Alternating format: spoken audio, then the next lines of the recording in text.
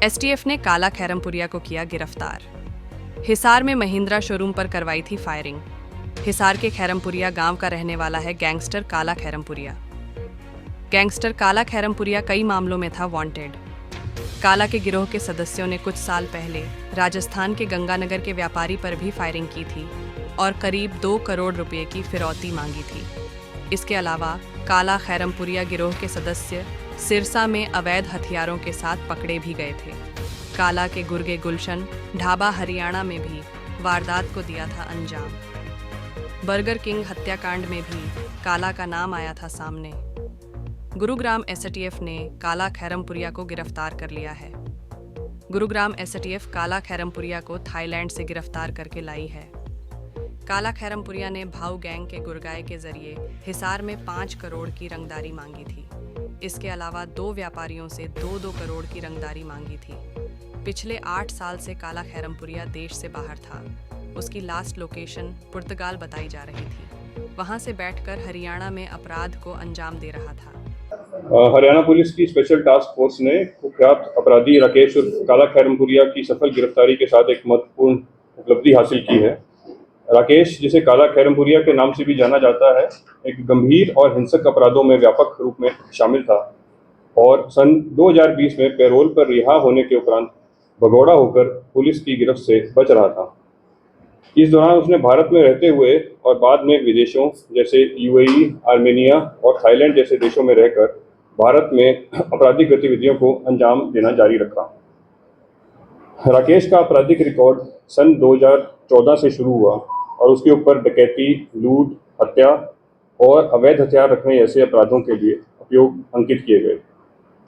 अंततः उसे 2015 में पुलिस थाना बादरा, जिला हनुमानगढ़ में एक मर्डर के केस में 2018 में आजीवन कारावास की सजा सुनाई गई और 2020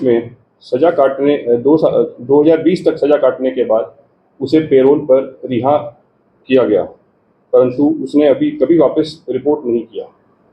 इस दौरान उसने गिरफ्तारी से बचते हुए हरियाणा और पड़ोसी राज्यों में अपनी आपराधिक गतिविधियों को और बढ़ाया।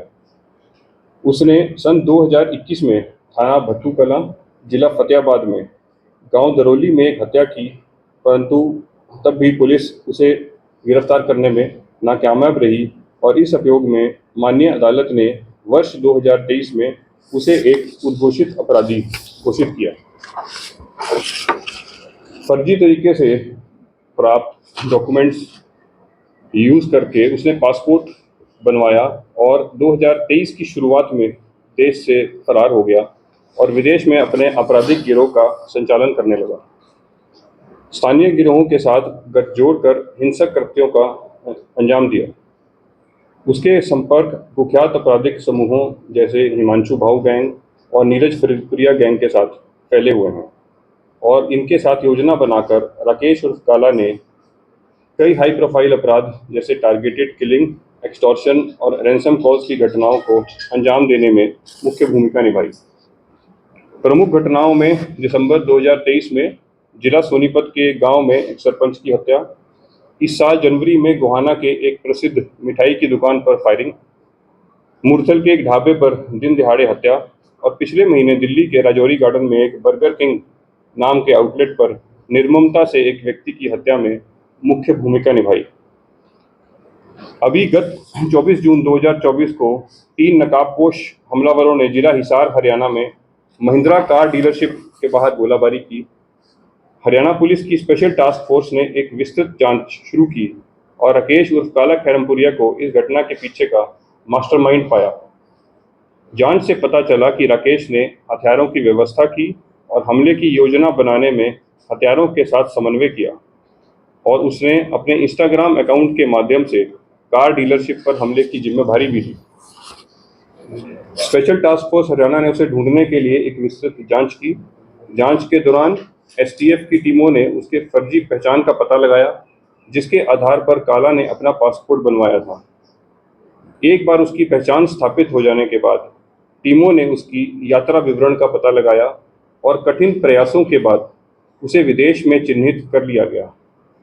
हरियाणा पुलिस की स्पेशल टास्क फोर्स के अधिकारियों ने तुरंत गृह मंत्रालय के साथ समन्वय किया और राकेश उर्फ काला खैरमपुरिया के खिलाफ संबंधित इंटरपोल नोटिस तथा अंतरिम गिरफ्तारी हेतु पत्र जारी करवाए। गृह मंत्रालय ने मामले को तुरंत संज्ञान में लिया और भारत और विदेश में विभिन्न एजेंसियों के साथ समन्वय स्थापित किया। इसी बीच एसटीएफ की टीमों ने उसका पासपोर्ट, जिसे उसने फर्जी तरीके से प्राप्त किया था, उसको रद्द करवाया गया और संबंधित कानून प्रवर्तन एजेंसियों के साथ गृह मंत्रालय के माध्यम से उसकी पहचान और आपराधिक रिकॉर्ड स्थापित करने वाले आवश्यक कानूनी दस्तावेज साझा किए गए। इस सहयोगात्मक प्रयास के कारण राकेश उर्फ काला के विदेश से भारत लाया जा सका। फिर एसटीएफ की टीम ने पहले से जारी करवाए गए लुकआउट सर्कुलर के आधार पर राकेश उर्फ काला को कल रात दिल्ली एयरपोर्ट में हिरासत में लिया। विस्तार से पूछताछ करने के उपरांत राकेश उर्फ काला को विधिवत रूप से गिरफ्तार किया गया तथा आज उसे अदालत में पेश करके पुलिस रिमांड के लिए आवेदन किया जाएगा। राकेश उर्फ काला खैरमपुरिया की गिरफ्तारी हरियाणा पुलिस की अपराध नियंत्रण और राज्य में कानून व्यवस्था बनाए रखने की अटूट प्रतिबद्धता का दृढ़ संदेश देती है। पुलिस संगठित अपराध में शामिल व्यक्तियों का पीछा करने, उनके आपराधिक नेटवर्क को समाप्त करने और अपराधियों को कानून के पूर्ण बल का सामना कराने के अपने संकल्प में दृढ़ है। एक मैं इंग्लिश में इसी को इंग्लिश हाँ जी, इसमें रिवॉर्ड भी था 1.5 लाख।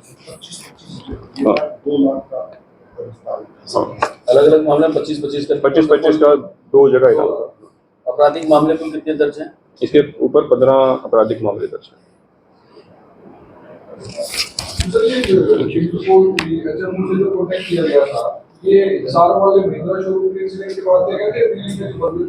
नहीं, ये हमारी प्रक्रिया ऑलरेडी चल रही थी इसको ट्रेस करने की। इसमें समय लगता है और उसको ट्रेस करते करते हम इसको लाने में अभी सफल। अभी किस कौन से देश में रह रहा था और आपने? ये विदेश में कहीं हमने उसको लोकेट किया था और उसके बाद उसको वहाँ पे डिपोर्ट कर दिया। Thailand. Any other questions? Thank you.